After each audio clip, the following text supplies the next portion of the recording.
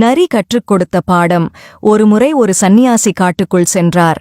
அங்கு வேடனின் பொறியில் ஏற்கனவே சிக்கி தன் முன்னங்கால்கள் இரண்டையும் இழந்திருந்த ஒரு நரியை பார்த்தார்.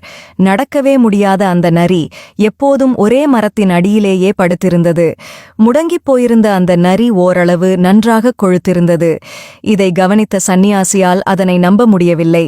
அவர் இதை பற்றி யோசித்துக் கொண்டிருந்த அதே நேரத்தில் ஒரு சிங்கம்தான் வேட்டையாடிய மிருகத்தின் மாமிசத்தை எடுத்து வந்து நரி முன்னால் போட அந்த நரியும் அதைச் சாப்பிட்டது.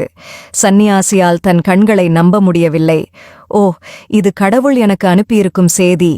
ஊனமுற்று முடங்கிப்போன நரிக்கு அது உட்கார்ந்திருக்கும் இடத்திலேயே உணவு தேடி வருகிறதென்றால், தெய்வீகத்தின் பாதையில் நடக்கும் சந்நியாசியான எனக்கு உணவு ஏன் தானாக கிடைக்காது?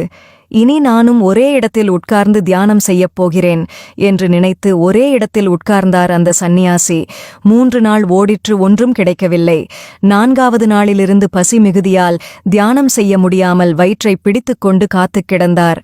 அப்போது அந்த வழியாக வந்த ஒரு யோகியிடம் நடந்தவற்றை சந்நியாசி கூறி, இது தெய்வீகத்தின் செய்திதானே, எனக்கு மட்டும் உணவு ஏன் தானாக வரவில்லை என்று கேட்டார்.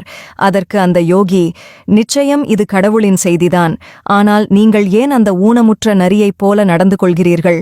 தாராள மனப்பான்மை கொண்ட அந்த சிங்கத்தைப் போல நடந்து கொள்ள முயற்சிக்கலாமே என்று கேட்டார்.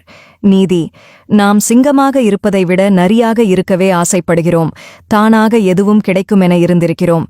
சிங்கமாக வாழப் பழகுங்கள், வாழ்வின் அர்த்தம் புரியும்.